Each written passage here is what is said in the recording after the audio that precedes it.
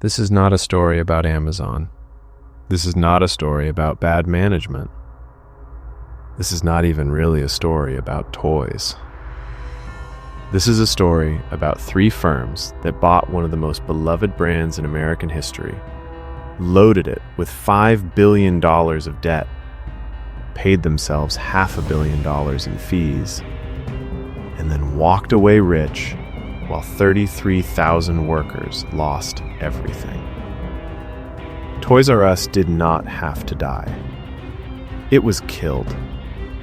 And the people who killed it made money doing it. For an entire generation of children, Toys R Us was not a store. It was a destination. Founded in 1948 by Charles Lazarus in Washington, D.C., originally as a baby furniture store, Toys R Us grew into something nobody had ever built before. A store dedicated entirely to children. Every toy a child could want under one roof. By the 1990s, it was the undisputed king of global toy retail. Over 1,500 stores across 36 countries. The brand that parents and children planned entire Saturdays around. Geoffrey the giraffe was as recognizable as Mickey Mouse.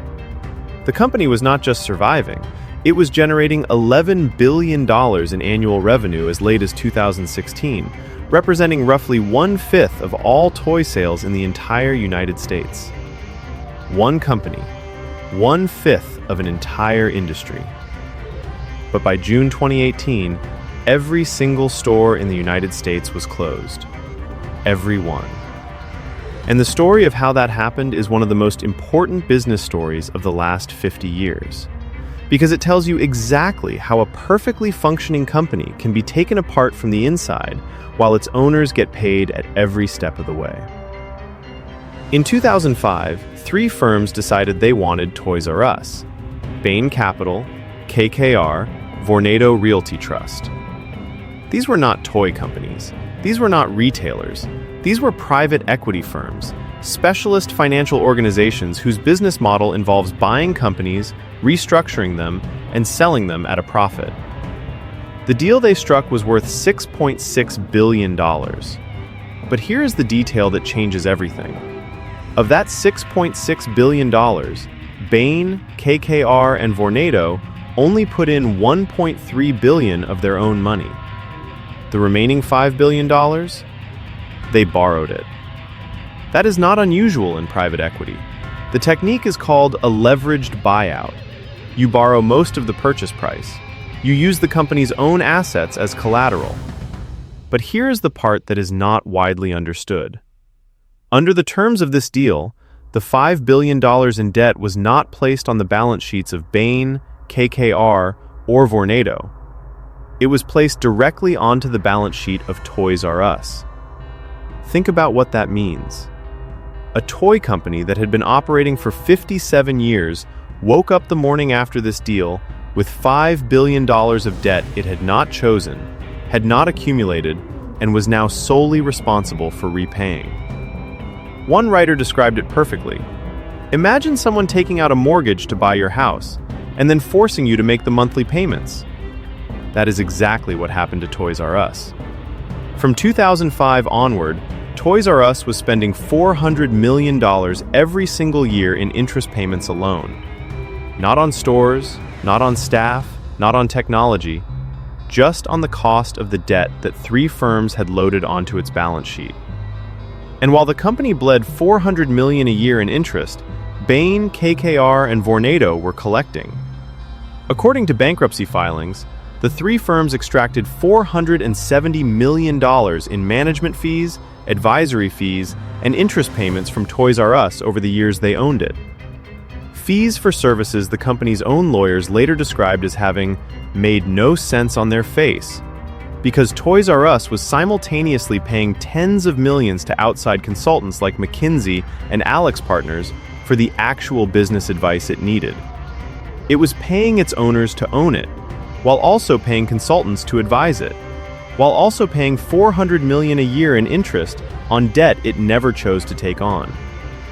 All of this was happening while Amazon was rising, while Walmart was expanding its toy section, while Target was modernizing its retail experience.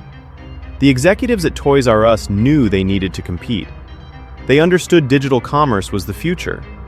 They built a partnership with Amazon in 2000 to sell toys online through Amazon's platform. Amazon promptly allowed other toy sellers onto that same platform. Toys R Us sued, won the lawsuit in 2006, exited the partnership. But by that point, they were $400 million a year underwater just from debt servicing. There was nothing left to invest in a digital strategy.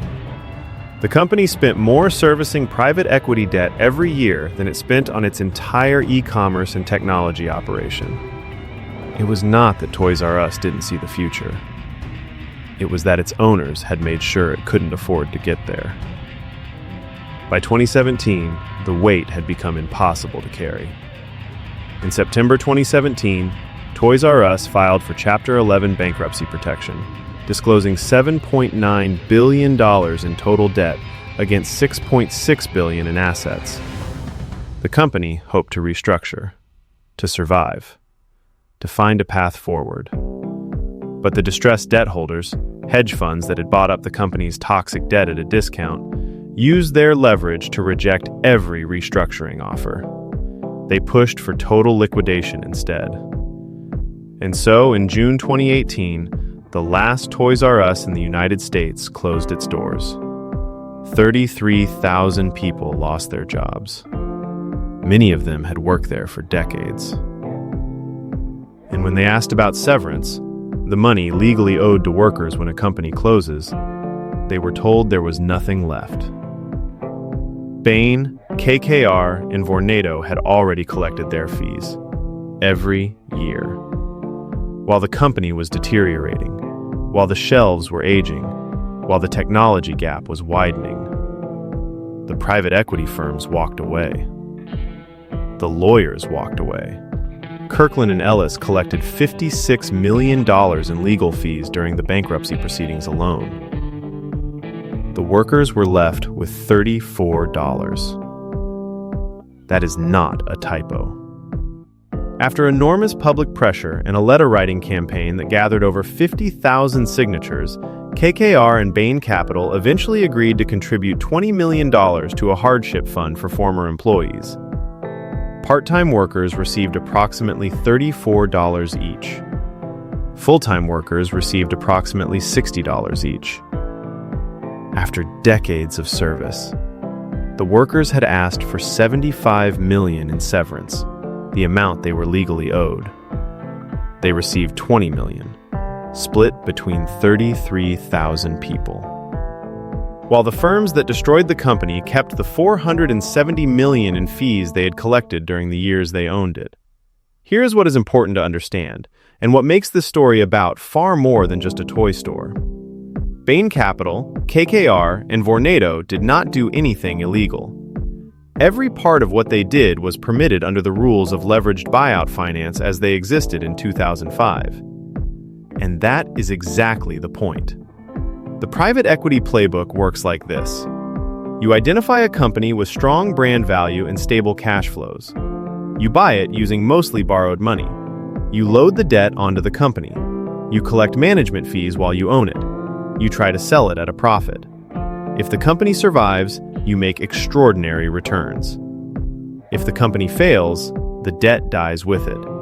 Your equity was small. Your fees were already collected. You move on. Toys R Us was not mismanaged into failure. It was structured into failure from the day the deal was signed. Because a company spending $400 million a year just in interest in the decade when Amazon, Walmart, and Target were all investing hundreds of millions into digital infrastructure was never going to be able to compete. The real question is not whether Toys R Us should have survived. The real question is whether a financial system that allows the people who loaded a company with debt to collect $500 million in fees while the workers who built that company receive $34 is functioning the way it should. That question does not have an easy answer. But it is a question that every single person who ever walked through those automatic doors deserves to have asked. Toys R Us came back. In 2019, the brand was relaunched. New stores opened. pop-ups appeared inside Macy's locations across America. In 2022, a flagship store opened in New Jersey, the first full-scale Toys R Us in the United States since 2018. Geoffrey the Giraffe returned. The brand survived because a brand is not the same thing as a business. The name, the giraffe, the nostalgia, those things are real and they endure. But the 33,000 people who built that business, who showed up every day, who helped children find the perfect birthday present, they are not a brand. They are people who received $34 for their decades of service to an institution that was loved by millions. And the firms who structured the deal that made it all possible had already moved on to their next acquisition before the last Toys R Us closed its final door. That is the real story of Toys R Us. Not the rise, not Amazon, not the changing retail landscape. The real story is who got paid and who did not. Every week on Unseen Drafts, we pull back the curtain on stories like this one. The real mechanisms behind the companies, the deals, and the decisions that shape the world most people never see clearly. If this is your thing, subscribe now.